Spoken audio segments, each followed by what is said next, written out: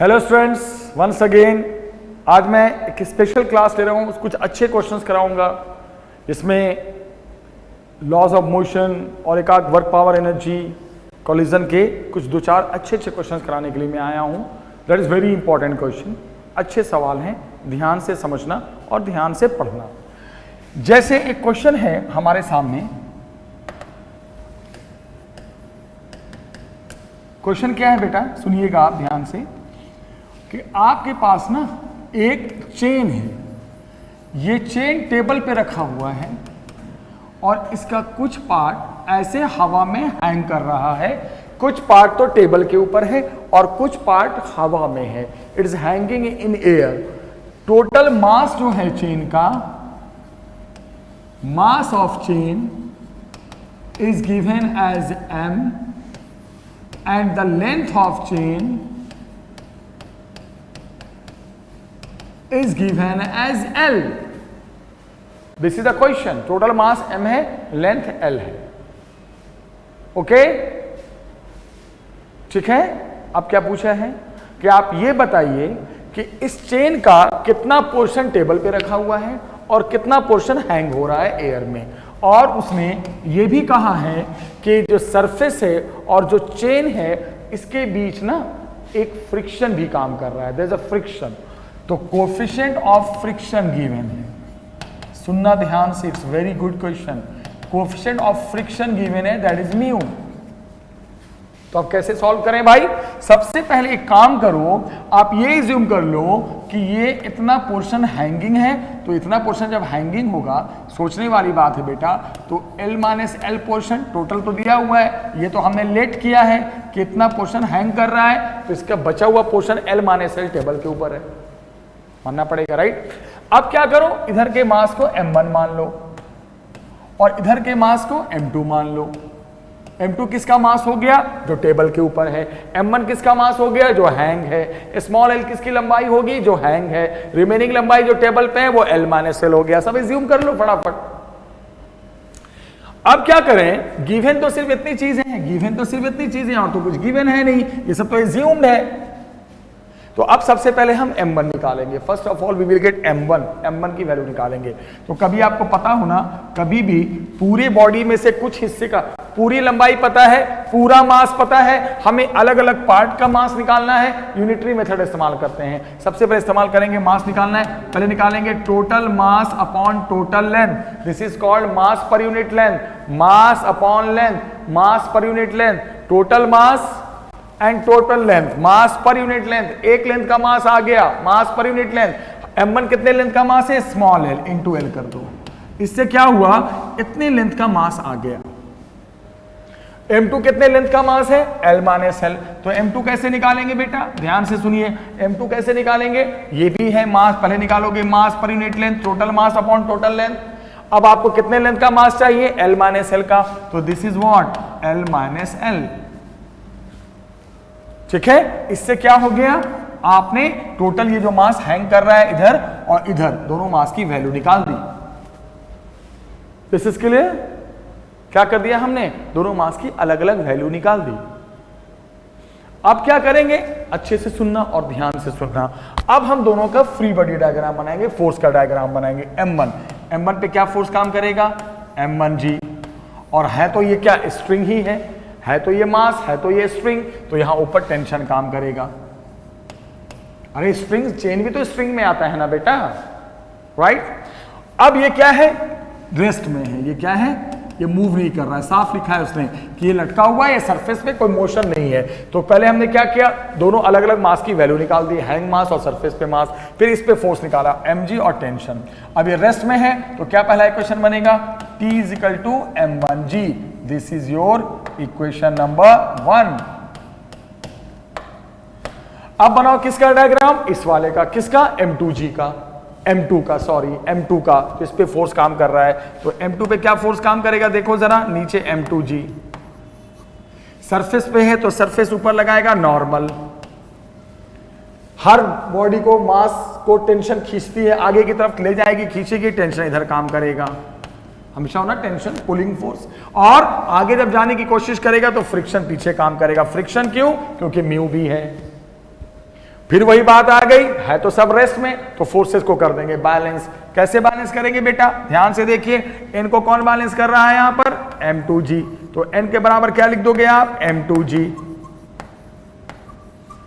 और टेंशन को कौन बैलेंस कर रहा है, फ्रिक्शन, तो T बराबर क्या लिख दोगे, सीधे यहां लिख देते हैं T इजिकल टू कितना, फ्रिक्शन। इधर वाला फोर्स बैलेंस तो N इजिकल टू m2g, इधर वाला फोर्स बैलेंस तो T इजिकल टू फ्रिक्शन। और फ्रिक्शन फोर्स का फॉर्मूला हमने पढ़ाया था mu into n, mu into normal, और नॉर्मल के बराबर क्या आ रहा है बैलेंस होकर, m2g। तो अगले पल में n को क्या लिख दोगे, म्यू m2g, यही तो करना है। तो नेक्स्ट इक्वेशन बन गया T is equal to mu m2g, this is your second equation. Competition का सवाल करा रहा हूं, IIT JEE का, ये सब नीट का। तो एक इक्वेशन बना यहां से बैलेंस करा के mg और टेंशन को बैलेंस करके, दूसरा बना इस पे टेंशन आगे, नॉर्मल ऊपर, mg नीचे, आगे की तरफ जाना चाहेगा, टेंशन खींचना चाह रहा है, फ्रिक्शन पीछे, फोर्स तो बैलेंस होंगे क्योंकि ये रेस्ट में है। तो right is equal to left, up is equal to down, n is equal to m2g, tension is equal to friction, friction को म्यू इंटू n के बराबर m2g, म्यू m2g। तो दो इक्वेशन आ गए, फर्स्ट एंड सेकंड, दोनों से T आ गया। अब क्या करना है बेटा, अब लिखोगे फ्रॉम, सिंपल एकदम मस्त सवाल है, फर्स्ट एंड सेकंड, फर्स्ट और सेकंड को ध्यान से देखो, दोनों को ध्यान से देखो, इक्वेट कर रहे हैं हम। तो क्या आ गया बेटा, m1g is equal to mu m2g, बस आने वाला है आंसर, g और g हो गया कैंसिल। अब बताओ उसके बाद क्या आ गया, m1 is equal to mu m2, m1 की वैल्यू रख दो जो हमने निकाला था यूनिटरी मेथड से, m by L into L is equal to mu m2, mu m by L into L minus L, yes, फिर यहां से कैंसिल, राइट। क्या था ये, है ना, क्या था m1, क्या था m1, m by L into L is equal to mu m2g, m2g कितना था, m by L into L minus L, बस g कैंसिल। अब यहां से mm हो गया कैंसिल, अब क्या करें, mm कैंसिल हो गया तो अब करना है सिंपल क्रॉस मल्टीप्लाई कर दो, आपके सामने बात आ जाएगी, और कोई इसका दूसरा ऑप्शन है नहीं। इधर ले जाओगे तो क्या आ जाएगा बेटा, देखो यहां से एल एल भी क्या हो गया, कैंसिल, m बाई एल दोनों तरफ हो गया कैंसिल, यहां क्या बच गया, अब तो सिर्फ कैलकुलेशन है, आप तो खुद से कर सकते हो, स्मॉल एल ब्रैकेट खोल दो, mu L minus mu L, बस हो गया। अब क्या करेंगे,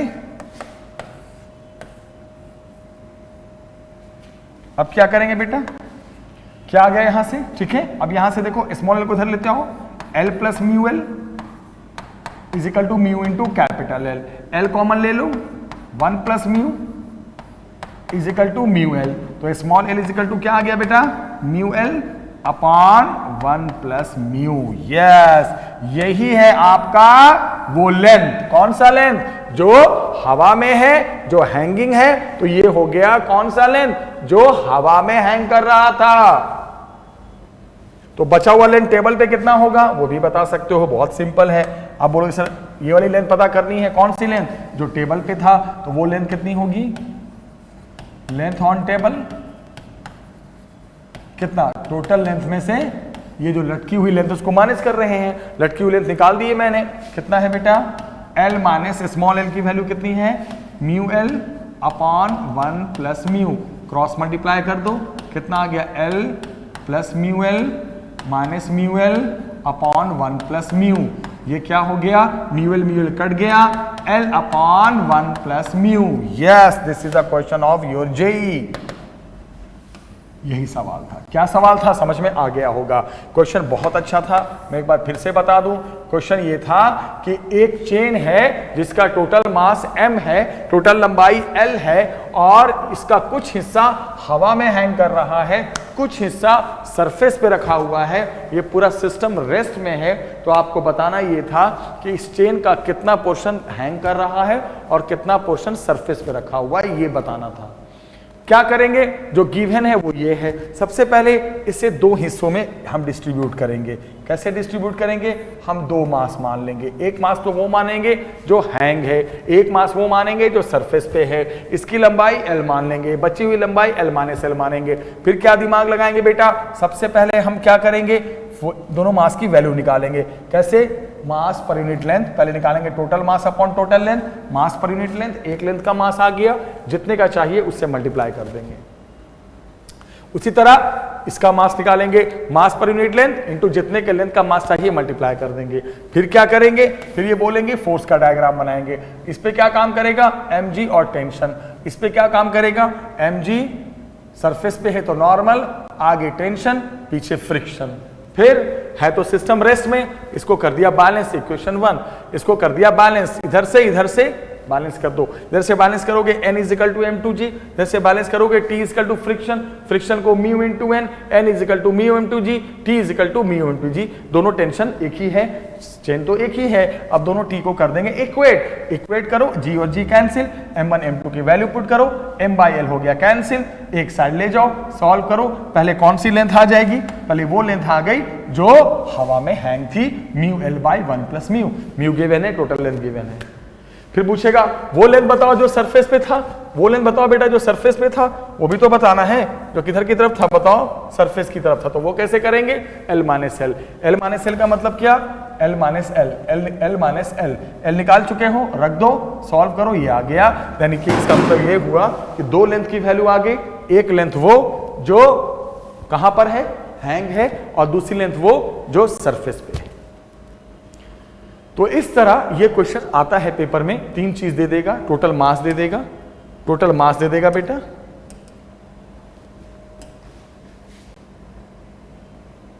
एक मिनट होल्ड करना, क्या दे देगा, टोटल मास दे देगा, टोटल लेंथ दे देगा और म्यू दे देगा, और बोलेगा कितना पोर्शन इसका हवा में हैंग कर रहा है और कितना पोर्शन इसका सरफेस पे है, दोनों लेंथ आपको निकालनी है।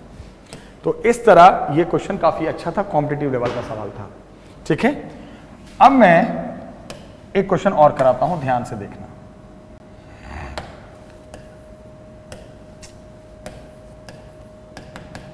देखना, बहुत अच्छा सवाल है, अच्छा क्वेश्चन है, ध्यान सुनना। एक क्वेश्चन ये आया कि एक ब्लॉक है, इसका मास m मान लो, कैपिटल M मान लो, और वो एक स्ट्रिंग से हैंग कर रहा है। सामने एक बुलेट चला आ रहा है, small m, small m is the mass of bullet. Bullet जिस स्पीड से जा रहा है वो u क्या है, small m is the mass of bullet 0.5 ग्राम, ग्राम को किलोग्राम में बदल सकते हैं, 0.5 इंटू 10⁻³ आपको पता है ना, 1000 से डिवाइड कर देते हैं, ये आ गया मास ऑफ बुलेट। और बुलेट जिस स्पीड से आ रहा है वो भी गिवन है, the speed of the bullet is given 200 metre per second, this is the speed of bullet, u is equal to 200 metre per second, this is the speed of the bullet. अब क्या बोल रहा है बेटा, block का मास भी given है, वो गिवन है 5 kg, 5 किलोग्राम ब्लॉक का। अब क्या बोल रहा है, ब्लॉक इनिशियली रेस्ट में है, ये आराम कर रहा है, रेस्ट में है। अब हुआ क्या कि बुलेट आया, ब्लॉक को हिट किया, और ये बुलेट ब्लॉक के अंदर ही रह गया, और अंदर रहने के बाद ध्यान से सुनना, अब क्या हुआ कि ये एक साथ आगे बढ़ गया, कौन, ब्लॉक और बुलेट दोनों एक साथ आगे बढ़ गए, एक साथ आगे बढ़े। ग्राउंड से मान लो इस लेवल से कितनी हाइट पे चले गए, इस लेवल से h हाइट पे चले गए, दोनों एक साथ गए, दोनों एक साथ गए, दोनों के दोनों एक साथ गए, याद रखना, दोनों के दोनों एक साथ गए, एक साथ चिपक के गए। तो बताना यह है कि वो कितनी हाइट पे ऊपर गए, आखिर वो कितनी हाइट तक ऊपर गए, ये बताना है, किस हाइट तक वो गए, दोनों एक साथ, दोनों एक साथ गए, ब्लॉक के अंदर ही बुलेट रह गया, दोनों एक साथ गए हैं, तो बताना है कितनी हाइट तक गए। तो ये बहुत सिंपल तरीके से हम करेंगे। ऐसे सवाल को कैसे सॉल्व करते हैं सुनो, मैं अगर पूछूं what is initial momentum, momentum तो आपको पता है, जो भी टक्कर हो, जो भी कॉलिजन है, मोमेंटम तो हमेशा कंजर्व रहता है, हमेशा मोमेंटम कभी नॉन कंजर्व नहीं रहता, ऑलवेज रिमेन्स कंजर्व बेटा। तो initial momentum is equal to final momentum.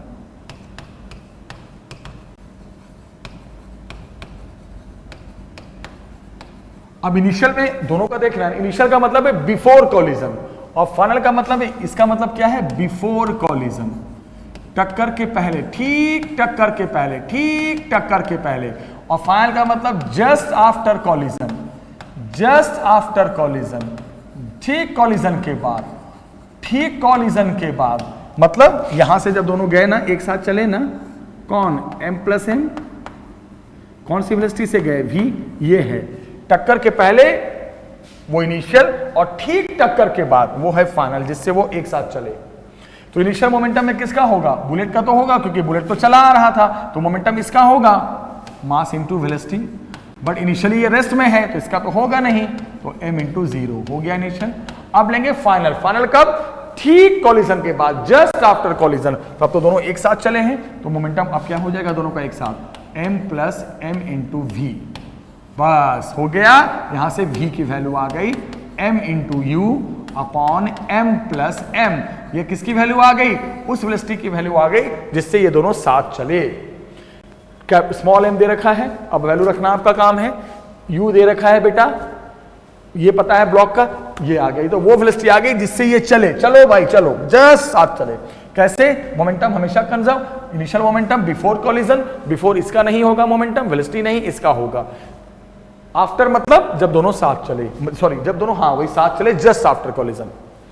अब हमें बताना है कि ये कितनी हाइट पे गए, कहां, यहां से जो गए ना, तो बताना है कितनी हाइट पे गए। मान लो ए से कहां चले गए, बी पे चले गए, तो ये हाइट बतानी है कि आखिर ये कितनी हाइट पे गए। तो एक पॉइंट तो क्लियर है कि अब अगर हम मोशन देखें किसके बीच का, now consider energy conservation between A and B. अब क्या करो, अब एनर्जी कंजर्वेशन लगाओ। यहां पे कोई, ये भी देखो, अगर नहीं लिखा है कोई अपोजिंग फोर्स काम कर रहा है, कोई रेजिस्टिंग फोर्स काम कर रहा है, कोई बाहरी फोर्स काम नहीं कर रहा है, तो आपको मानना पड़ेगा कि एनर्जी कंजर्व रहेगी रहेगी। अगर बोल दे कि नहीं ये रोकने वाला फोर्स है, एयर रेजिस्टेंस है, तब वहां नहीं लगा सकते हैं। या ऐसी कोई बात है नहीं, तो अब एनर्जी कंजर्वेशन लगा दो ए और बी के बीच में। इसका मतलब क्या हुआ, energy at A, energy at A, यही होता है ना, energy at A is equal to what, is equal to energy at B. This is called energy conservation. आप लगा दो energy conservation, energy at A और is equal to energy at B. ये लगा दो फटाक, तुरंत लगा दो, तुरंत 1 सेकंड के अंदर। ए पे कौन सी एनर्जी होगी, एक तो हम लोएस्ट पॉइंट मानते हैं, यहां पे तो पोटेंशियल होगी नहीं, जो भी होगी काइनेटिक होगी, half total mass into V square. और बी पे, जब बी पे मास चला गया, हाईएस्ट पॉइंट पे चला गया, जितना जाना था चला गया, तो बी पे पहुंचने के बाद तो वेलोसिटी क्या हो जाती है, हर चीज की 0 हो जाती है। तो वहां पे काइनेटिक खत्म, जितना हाइट पे, मैक्सिमम हाइट पे जाना था गया, वेलोसिटी 0, काइनेटिक खत्म, सिर्फ हाइट के कारण पोटेंशियल होगा m+m/gh।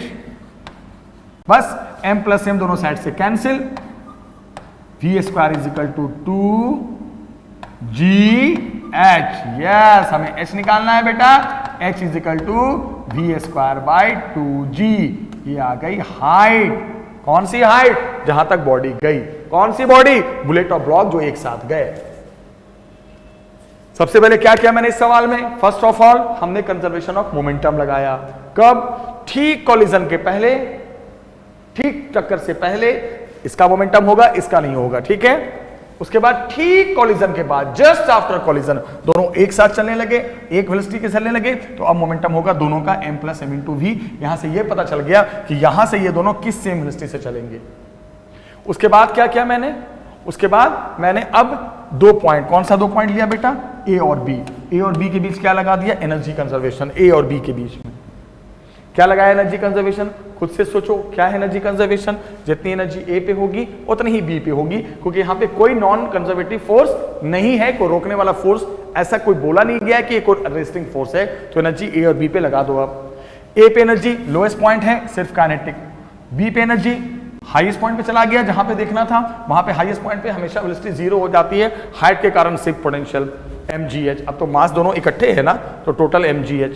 m+m मास कट गया, v² is equal to 2gh, h is equal to v²/2g। v यहां से निकल गया है, हाइट भी पता चल जाएगी कितनी हाइट तक ये दोनों गया। तो इस तरह ऐसे क्वेश्चन बहुत अच्छे होते हैं, आप समझो ऐसे क्वेश्चन सब करने चाहिए, काम आते हैं बहुत ज्यादा। तो ये कॉलिजन का था, उससे पहले एक लॉज ऑफ मोशन का था। ये सब चीजें समझो और सीखने की हमेशा कोशिश करो, ऐसे क्वेश्चन प्रैक्टिस करने चाहिए हमें। अब बेटा एक बात का ध्यान सुनना,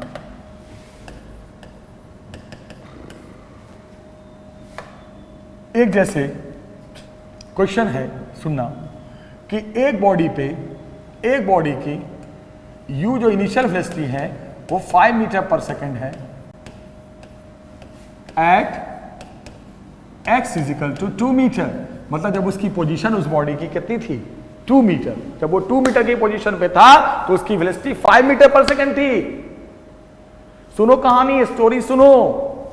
फिर उसने बोला है, ध्यान से सुनना, कि उसकी फाइनल वेलोसिटी क्या होगी, कब, जब वो 4 मीटर की पोजीशन पे चला जाएगा।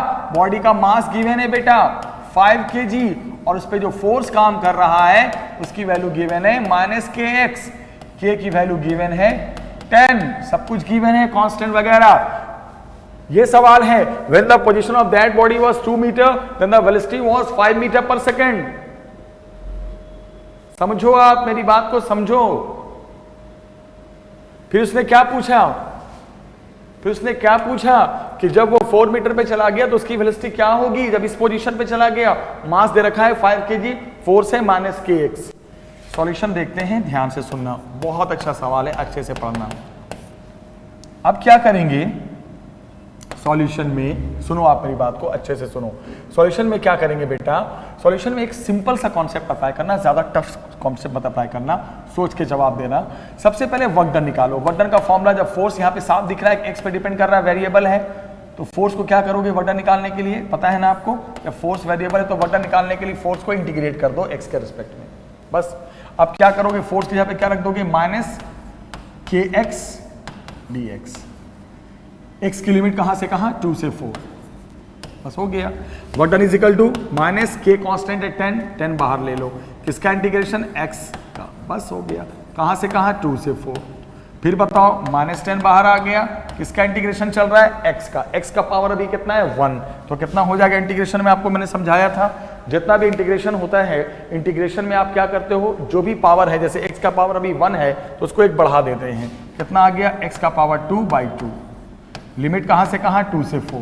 अब बताओ ये कट गया, क्या आ गया, -5x² कहां से कहां, 2 से 4 हो गया, ये आ गया वर्क डन। अब वर्क डन में क्या करेंगे, हम वैल्यूज को पुट करेंगे। कैसे वैल्यू को पुट करेंगे आपको पता ही है, force variable, work done integration, force की वैल्यू के बाहर इंटीग्रेशन हो गया।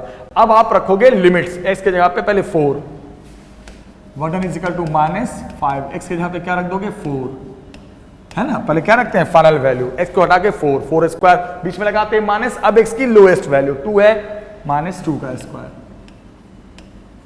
आ गया 16 - 4 कितना, 12। आंसर आ गया -60 जूल, ठीक है ना। 16 - 4 12 आ गया।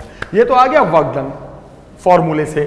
फिर हमने क्या पढ़ा था, नाउ वर्क डन का फॉर्मूला एक आपने पढ़ा था, हमने और पढ़ाया था, चेंज इन काइनेटिक एनर्जी। तो इस थ्योरम से वर्क डन क्या हो जाएगा, half final energy mv² -half mu², that's over.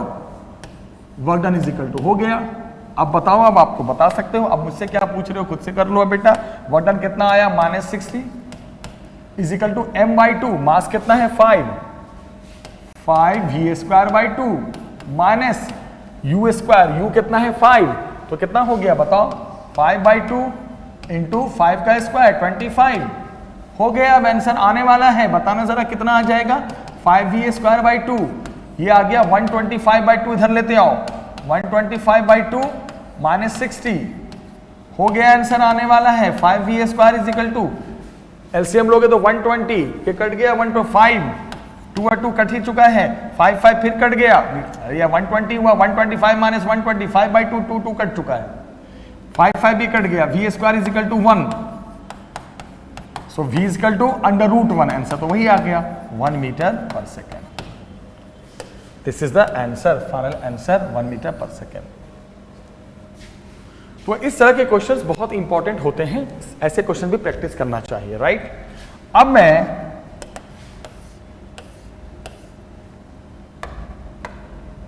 ध्यान से सुनना। अब जैसे एक एग्जांपल है, अब मेरी बात को सुनना अच्छे से, बड़ा अच्छा एग्जांपल है। मान लो कोई एक चेन है जिसका मास टोटल m है, राइट, और ये जो हाइट है ये h है, ग्राउंड से चेन लटका हुआ है, तो मास है, हाइट है, तो पोटेंशियल एनर्जी भी पूछेगा। बताइए भाई पोटेंशियल एनर्जी क्या होगी चेन की, तो आप बोलोगे सर ये मास तो शेप वाला है, कोई पॉइंट मास तो है नहीं, जो यहां मान ले मास यहां है, तो मास हर जगह है, पूरा मास डिस्ट्रीब्यूटेड है, तो कैसे निकाले पोटेंशियल एनर्जी, आपको मैं बताता हूं। ऐसे सवाल में पोटेंशियल एनर्जी का फॉर्मूला mgh, लेकिन h कहां से लेना है, सेंटर से लिया जाता है। जब बॉडी का ना ध्यान रखना, जब बॉडी कोई शेप वाली होती है, कोई बॉडी जब शेप वाली होती है जिसका मास एक जगह नहीं पूरा डिस्ट्रीब्यूटेड होता है, तो हाइट ग्राउंड से जो लेते हैं, ग्राउंड से वो हमेशा सेंटर से लेते हैं, सेंटर ऑफ मास से। तो ये कितनी हाइट हो जाएगी, यहां से यहां तक बोलो, h लोगे या h/2, h/2, तो यहां पे पोटेंशियल एनर्जी कितनी हो जाएगी बेटा, mgh/2। ऑलवेज जब कोई मास एक छोटा सा पॉइंट मास है, मान लो मास एक छोटा सा है, तब तो ग्राउंड से हाइट लेंगे मास तक। जब मास ऑलरेडी एक शेप में है तो हाइट वगैरह ग्राउंड से सेंटर तक ले जाती है, सेंटर ऑफ मास तक ले जाती है, तो h नहीं होगा, h/2 होगा पोटेंशियल एनर्जी। ये सब कॉन्सेप्ट याद रखना, काम आते हैं बहुत ज्यादा, ठीक है। तो ये सब जो सवाल देखे अभी आपने 3-4 क्वेश्चंस, ये सब कंपटीशन में भी आते हैं काम, ऐसे तो और भी कंपटीशन में आते हैं, बट ये सब जैसे पहला सवाल कराया चेन वाला या ये सब थोड़ा प्रैक्टिस किया करो। तो ये मैंने आज जो वीडियो बनाई आपके लिए 3-4 क्वेश्चंस अच्छे करवाए, ताकि आपको आइडिया मिले कि क्वेश्चंस और भी होते हैं, बहुत सारे होते हैं। जब नीट और जेईई की सीरीज होगी तो उसमें देखना एक से एक सवाल होंगे, ऐसे ऐसे बहुत क्वेश्चंस कराऊंगा मैं, ठीक है बेटा। तो आज की वीडियो में मैं इतना ही छोड़ता हूँ, अब एक नेक्स्ट चैप्टर के साथ हम मिलेंगे, तब तक के लिए थैंक यू वेरी मच।